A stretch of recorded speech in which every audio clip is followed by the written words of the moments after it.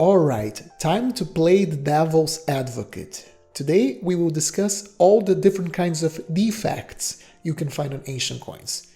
I'm going to do this episode in more of a podcast format with pictures rather than videos on your screen of the different coins and use an arrow to point to where the corresponding defects, problems are located. This should make it easier to visualize what I'm talking about. So, when collecting ancient coins, apart from the overall state of preservation of the coin and its style, there are a series of defects a coin can have, which of course will be detrimental to its value. How much each of these defects can make a coin lose value? It's going to depend on the defect, and it depends on your tolerance as a collector as well. Some of these issues might not affect the price at all. I personally don't get bothered by many of them, as long as the problem isn't too egregious. Other issues might rule out a coin from entering the collection of those of us who are a little bit more of a perfectionist. And finally, some of these problems are really serious issues that can make a coin lose most, if not all of its value. Generally, when shopping for coins, it is the moral obligation of the seller to disclose all of the issues a coin has. But this doesn't seem to happen very often.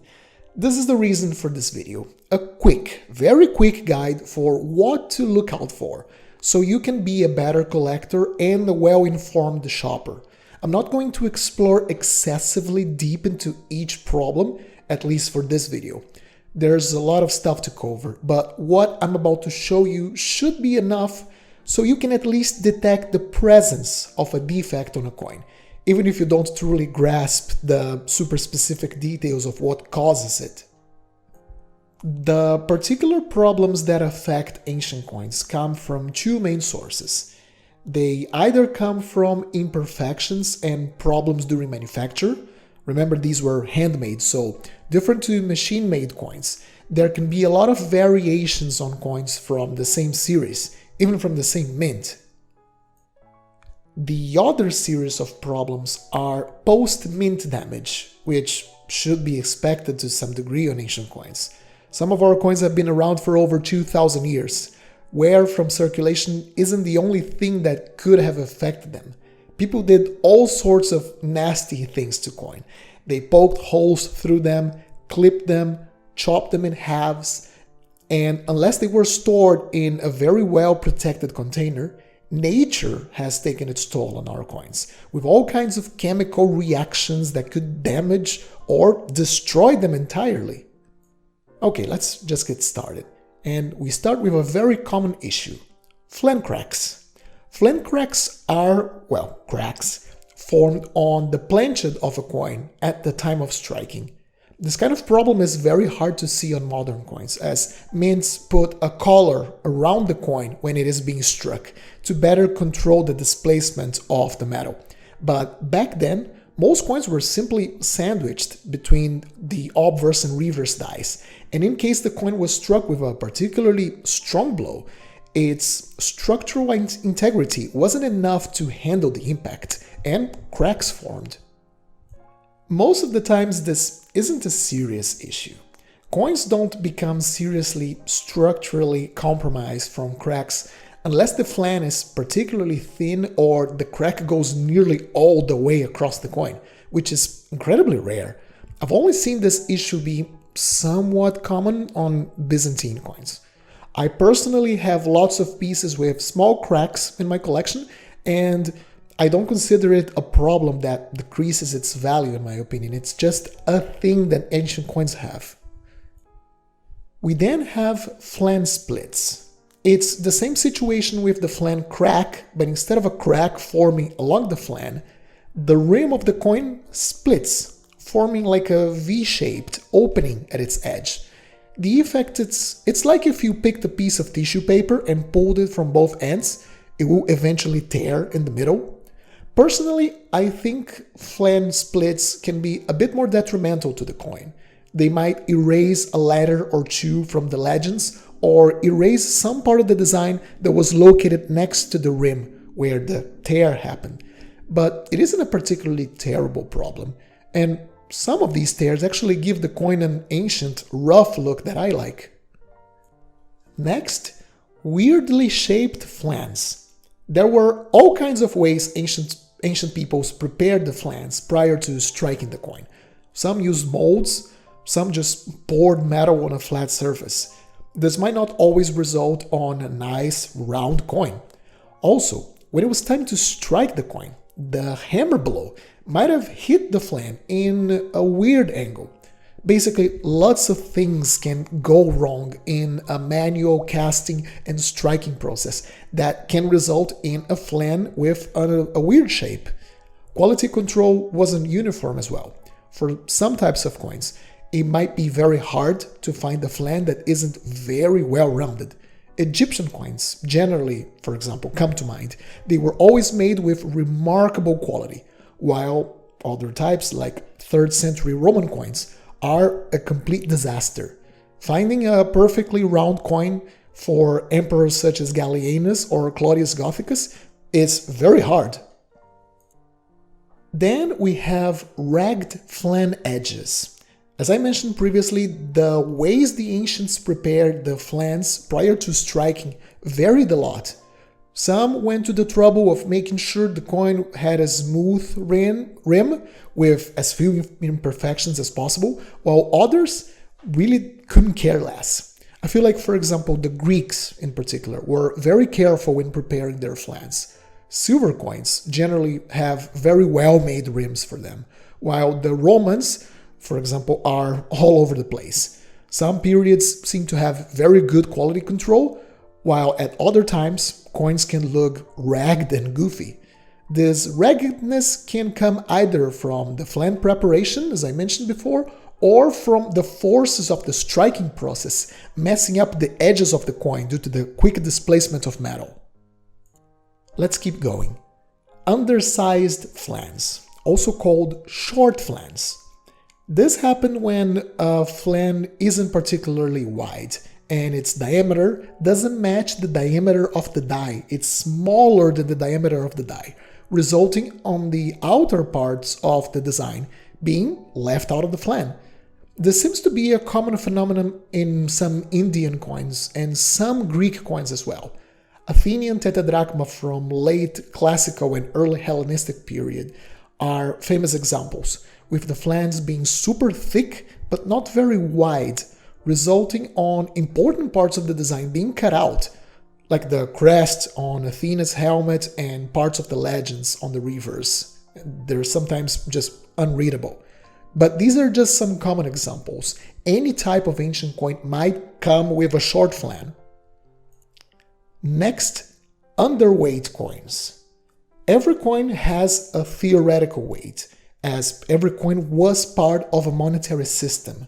A denarius from the reign of Trajan is supposed to weigh 3.4 modern grams. A drachma of the Attic standard is supposed to weigh 4.2 grams, so on and so forth. But there are lots of reasons why a coin might be overweight or underweight. A coin can be underweight simply because it was made like that. And if the margin of error isn't too egregious, it doesn't have to detract too much from the value of a coin. But of course, an underweight coin might be the symptom of an underlying issue. Corrosion, the coin might be a plated forgery, it could have been clipped. Basically, a coin that is underweight isn't necessarily problematic, but it is convenient to investigate why it is underweight.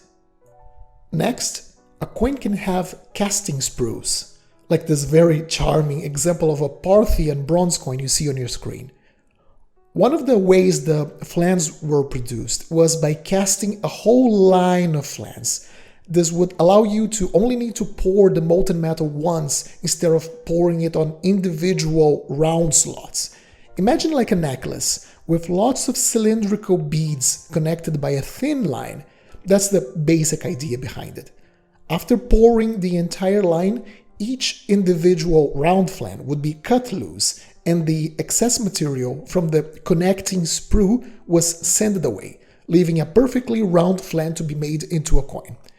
As we can see with this coin, sometimes They just didn't bother with sanding the excess, leaving the coin with a protrusion of excess material. Some people dislike these.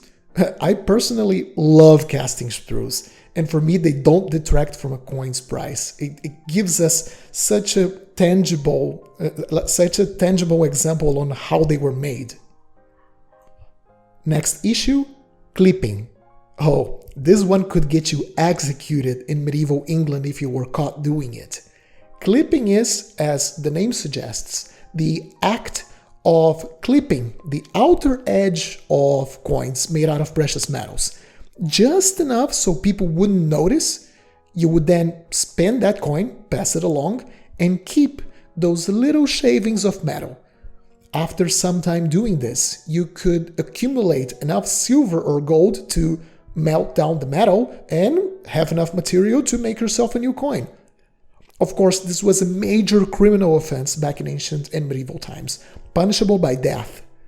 Some types of coins are commonly found clipped, like late Roman siliqua found in England, medieval coins in general, and Byzantine gold coins, but any coin could be clipped.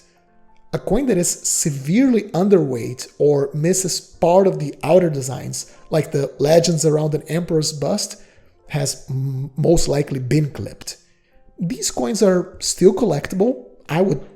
For example, I would definitely want a clipped siliqua from Britain, but it's undeniable that clipped coins miss parts of the design, so they lose a significant part of their value.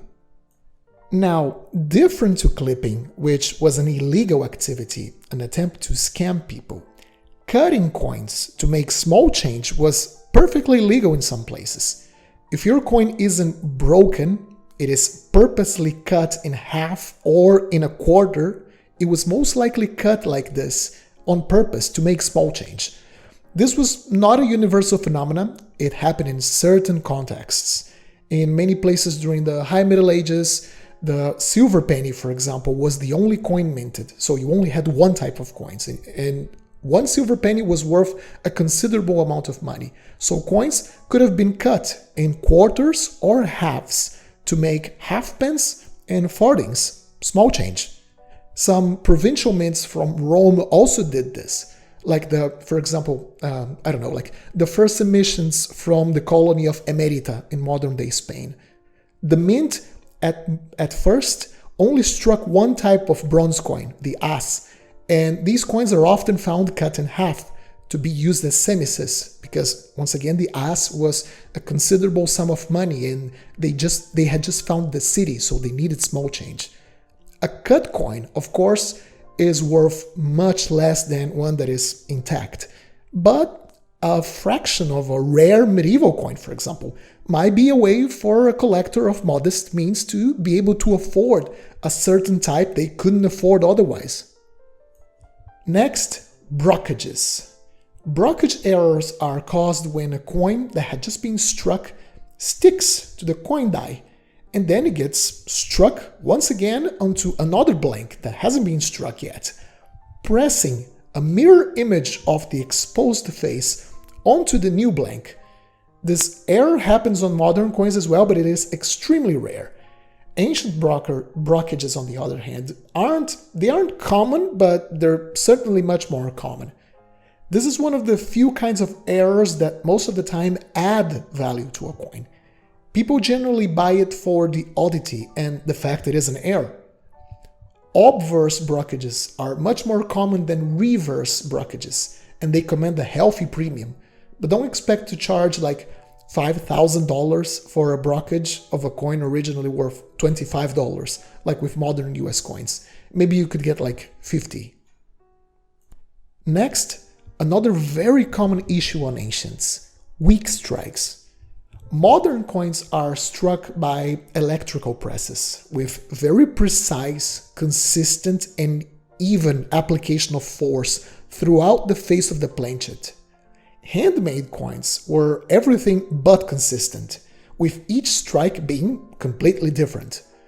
Some coins have very crisp, sharp details that resulted from a strong, well-centered, even strike, but you will often find coins weakly struck or struck at like a slight angle, resulting on an uneven imprinting of the design from the die upon the planchet. Weak strikes are always detrimental to the value of the coin, as parts of the design might be poorly visible or missing altogether, so of course it detracts from the value. Sometimes, when a coin was weakly struck, the mint workers would hit the planchet a second or a third time with the hammer to make sure the design was well imprinted on the coin. If the die wasn't perfectly aligned to the location of the first strike, a double strike error would happen, also called doubling, when you have two imprints of the dice on the planchet, one slightly offset from the other, almost like a shadow of the design. Unless the doubling effect completely messes up the coin design, which in this case transforms the coin into an oddity, a rare oddity which some people might be willing to pay a premium for, a case of some gentle doubling generally distorts the design of the coin, so it should be detrimental to its value. Another issue that looks like the fruit of a weak strike but isn't is the striking of a coin using a worn die. The idea is simple. Coins are made out of a soft metal, and dice are made from a harder metal, so when they both collide, the soft metal deforms, but hard metal does not. But as hard as a die can be, if you hit it enough times, you're going to start wearing it down, and the finely sculpted design in its surface, it's going to start deteriorating. As we can see in this example of a Roman coin from the 3rd century AD, the reverse die was used way past its prime. As a result, you have a coin that, if we look at the obverse, doesn't look like it's circulated a whole lot, yet the reverse looks super worn. Not because of circulation wear, but because the die used to make it already had its crevices and spaces that were carved completely messed up from overuse, from being hammered over and over thousands of times. This coin came out of the mint looking that bad already. Of course, worn dice can be very detrimental to a coin's value. Next, engraving errors. Imagine yourself engraving letters on coin dice, day in, day out, for years on end. It would be a matter of time until your attention started slipping away and you misspelled the emperor's name by accident. Such errors would be unthinkable with modern coins, but on ancients, it happened every now and then. Errors on coin legends are rare and generally command a considerable premium if compared to a coin without the issue, as a number of collectors that might not have been interested on a particular type of coin might bid on it just because it is a numismatic curiosity. Now, off-center strikes. The name should be self-explanatory. The flanges of a coin were held manually between the dice when it was time to strike them. It's very rare to find a coin that is perfectly well centered. All of them have some sort of misalignment, but sometimes the mint workers really messed it up. Like in this example of a Julius Caesar denarius, where you can see the dice were seriously misaligned. Although I personally like the ancient, rough, handmade look of a slightly off-centered coin, no one likes to have a coin that lacks entire parts of its design. As a result, off-centered coins tend to lose a considerable part of the value, in direct proportion to how bad the problem is. Next, a clogged die is another very common issue related to the use of coin dies way beyond the point where they were supposed to have been changed. As the dies were used over and over and over, pieces of metal would slowly build up in the small devices of the design, such as the letters on the die. When the buildup of material was so severe that the entire space of a letter was full, there would be no negative space for the metal to flow into when the coin was struck, resulting on a missing letter. Some coins might have one or multiple letters missing due to this problem. Just like with other problems that erase or make the appreciation of design elements of the coin difficult, clogged dies decrease a coin's value. Now, if a die was seriously overused, it could break. Some people also called it damaged dies. This usually happened when the dies were really at its last legs and mint workers were just squeezing the last few strikes on it before it was thrown away. If we look at this example on the screen, a massive crack opened near the center of the die. This generated a space where silver was not meant to flow into, resulting in this hump on top of the turtle's shell. Small and unobtrusive die breaks might not detract much on the value of a coin. They might even call the attention of some people as an oddity, but severe cases like this one obviously reduce a coin's value. This type of coin in particular, for example, this type of one with the turtle, it shows like the scales on the turtle shell in a lovely, realistic way, and have this massive die breaker right on top of it ruins the artistry of the coin. So of course it diminishes the value. Next, overstrikes. Sometimes, instead of going through all of the work of melting a coin down and recasting the planchet, it was simpler to just heat up the coin and restrike it with your new desired type. This happened quite often in places such as the Byzantine Empire, as emperors withdrew coins of previous emperors and struck their own types over them. Quite often, the strike wasn't perfect, and the older type can still be seen under the new one, like in this example we have here.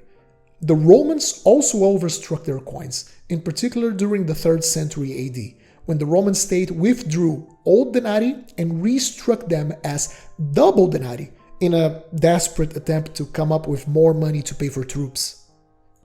Overstruck coins are often ugly, but they offer a curious glimpse into important historical moments, such as transitions of power or times when empires were in tough financial times and did everything they could to come up with more cash.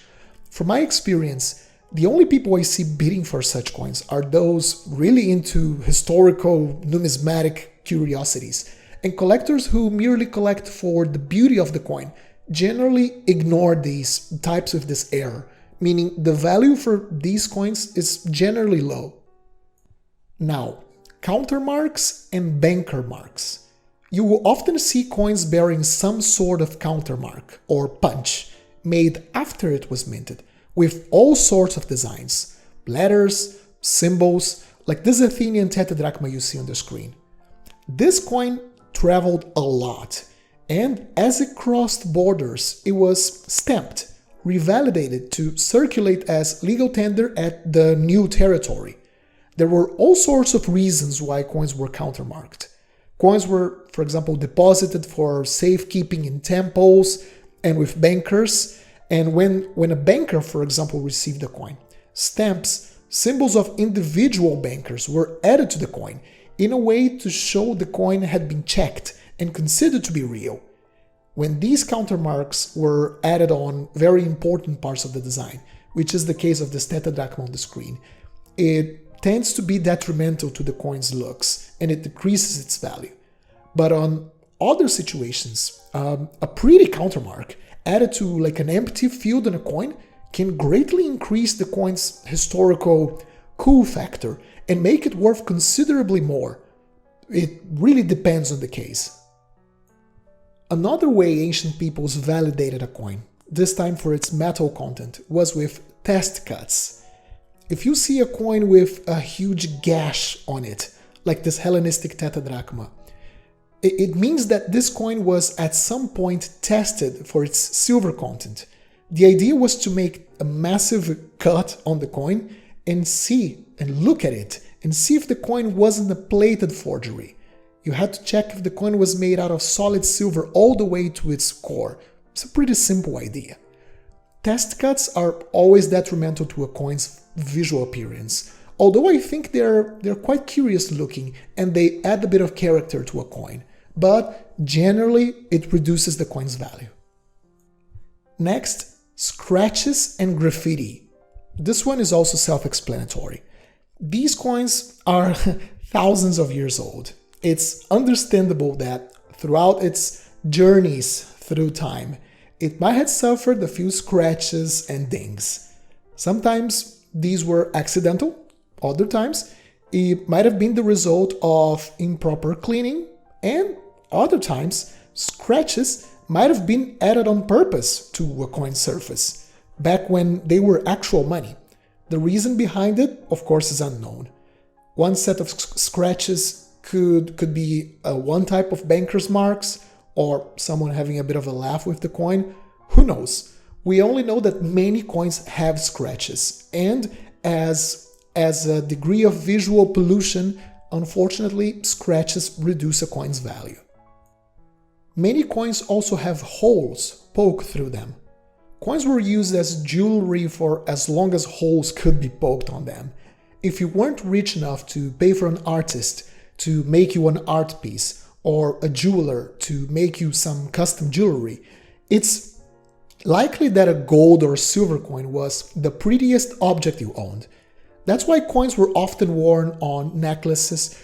They were also tied to pieces of armor as decoration, worn with the face of the emperor facing forward as to show your political allegiances. There were all sorts of reasons why coins had holes made on them. Some even argue that bronze coins, once they were rendered completely worthless by inflation, were used as washers in construction. Of course, a whole coin will be worth substantially less than a coin without a hole. Now, onto a serious issue: tooling and smoothing.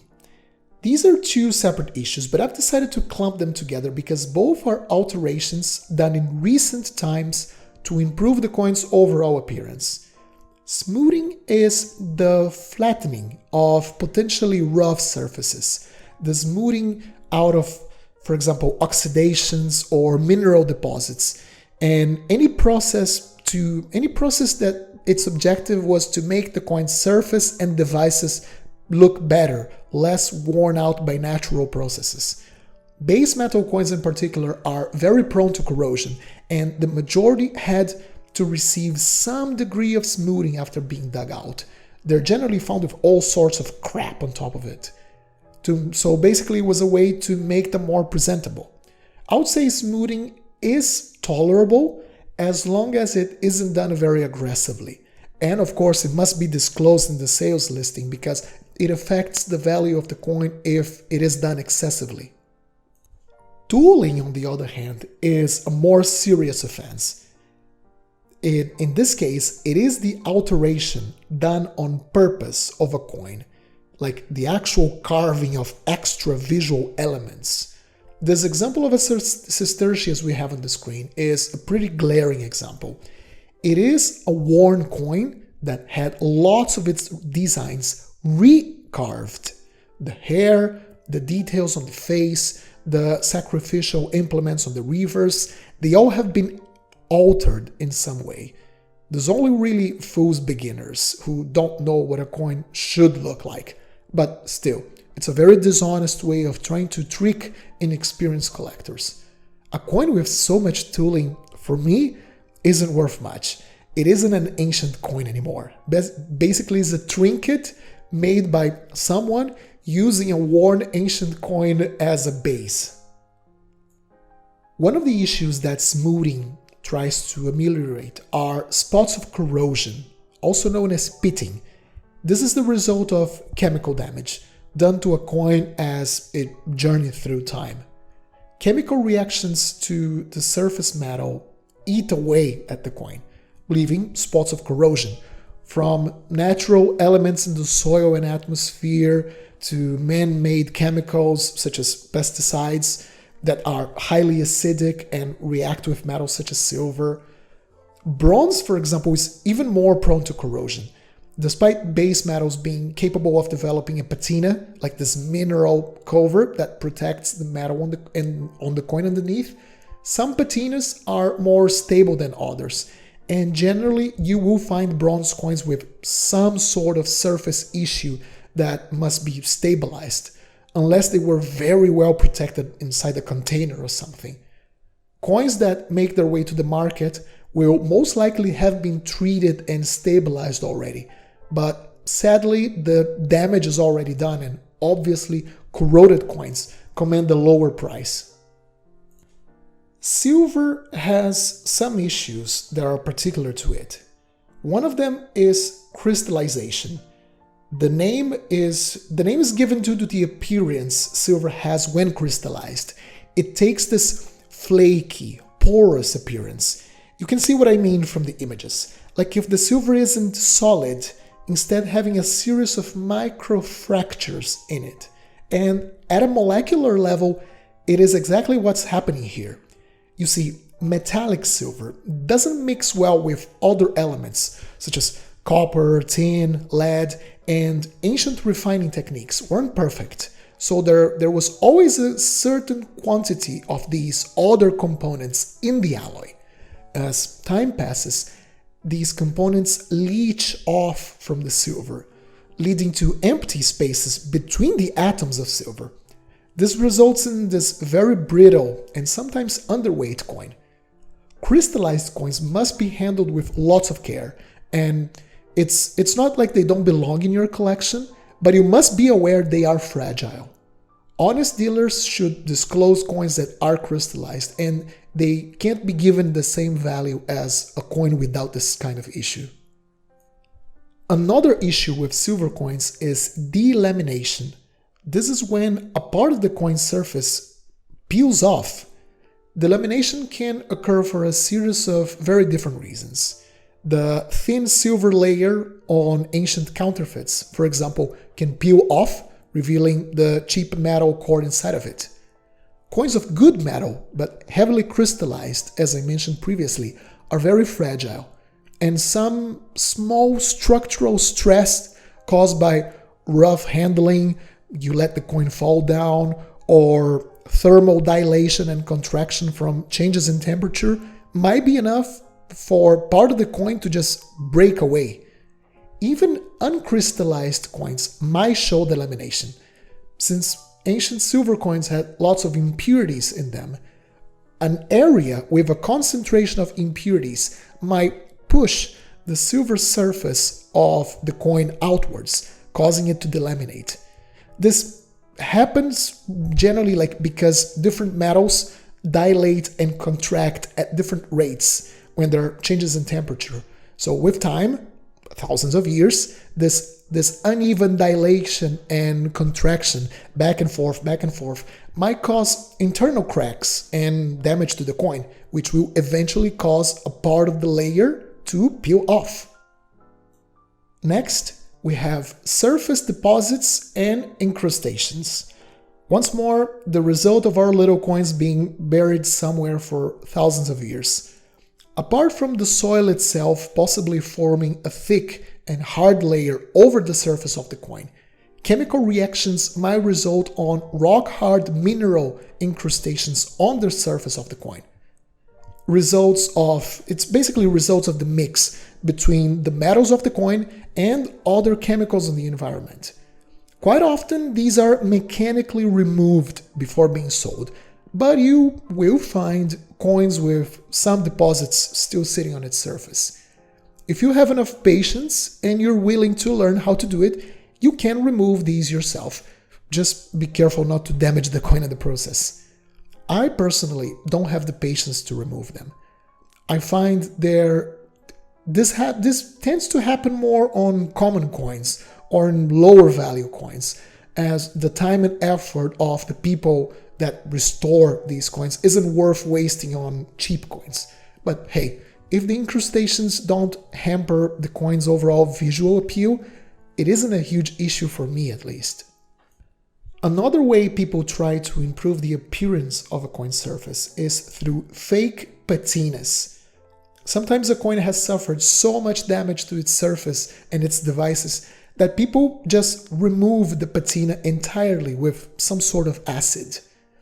After reducing the coin to bare metal, a layer of chemicals is applied to the surface to repatinate the coin. So basically create a brand new patina through the use of chemicals, emulating the thousands of years of mineralization to a coin surface. Sometimes this is done very poorly, as you can, and you can clearly see something is wrong with the coin. However, there are some real artists out there. And I mean, if a coin was so damaged that restoring its patina from zero was considered an option, I don't see much of an issue with restoring a coin and selling it instead of just throwing it away. As long, of course, that the fact it has been depatinated is disclosed on the listing. Unfortunately, the people who are honest about repatination are very few and far between. There's also this recent trend of painting the patina with light tones of orange and yellow. There is a real type of patina made out of compacted soil, typically found in dry regions, and these soils tend to be white, yellow, or orange in color, which gives coins a wonderful contrast against the dark metal underneath. But some unscrupulous dealers like to apply this sort of paint to make a fake patina. Of course, that's very scummy behavior. It's as bad as tooling. It's improving a coin's appearance in an unethical way. Fortunately, these fake patinas are easy to detect. You just need to gently rub the surface of the coin with a bit of acetone. If the patina is fake, it will peel off immediately. Acetone then immediately evaporates, so it does no damage to the coin afterwards. Next, a problem related to improper storage. A lot of these plastic flips made to store coins contain a chemical called PVC. You might have heard this name before. It's what makes plastics highly flexible. These must only be used for short-term storage. Otherwise, after a few years, the PVC starts reacting with the metal on the coins, leaving this ugly green gunk over it, which must be removed with chemicals. When you receive a new coin and it comes in this little flip, do not keep it in this flip. Store it in a PVC-free alternative, like Mylar flips or those little white cardboard flips with a circular window where you can see the coin. The plastic in these doesn't have PVC. Or, even better, get a small coin case or a cabinet. It's worth the investment. Next, we have horn silver. This is a form of corrosion that affects silver coins. When silver is exposed to chlorine-rich environments for a very long time, it will create this dark, dull layer over the coin with a characteristic granular texture. Chemically, it is made out of silver chloride. It's not the same as tarnish or patina, this dark layer of oxides that forms over every silver coin. Horn silver is an active type of corrosion, although it is relatively slow, and it does damage the coin. There are ways to treat it with sodium thiosulfate diluted in water, but you as a beginner, well, typically for beginners it's just better to avoid such coins, as even if you manage to treat them successfully, the layer of silver underneath the coin tends to have been corroded already, leaving an ugly porous texture after cleaning. Personally, I think dealers should learn how to treat these coins before offering them for sale. And finally, we have bronze disease, the more aggressive cousin of horn silver that affects copper alloy coins. Copper is much more reactive than silver and gold, meaning it can react with lots of different chemical elements on the environment. Normally, this results in the myriad of different types of patina found on bronze coins. Black, different shades of green, brown, red, even blue patinas, which are basically a way copper has to once more become a mineral, a stone, like when it was an ore. Patinas, once formed, are chemically inert, meaning the core of the coin is protected from further corrosion. But not all possible chemical reactions are stable. A combination of environmental chloride-containing substances, the copper on the coin, and moisture can react, initiating a self-sustaining reaction. This disease slowly eats away at the copper of the coin, transforming it into copper chlorides and hydrochloric acid, which we can see on the coin surface as this light green powdery substance. I won't get into the intricate details on treatment, as it is complex and deserves a separate video. In fact, you know what? I'll leave in the description below a link to another video where you can see bronze disease and how it looks like. This disease can completely eat away at your coin and spread to other pieces if they are in contact with each other. Any dealer must know how to identify bronze disease and should have it stabilized before putting a sick coin for sale. I think that's basic decency. Otherwise, these coins pose a risk to one's collection. And there we have it. I think I covered the majority of the problems you can find on ancient coins. If you think I missed something, please leave a comment so people can see it. Alright, I hope you enjoyed and found this video useful. If you did, consider liking the video, subscribing, and supporting the channel. Alright, happy collecting. I hope you don't find a lot of issues on your coins, and I'll see you soon.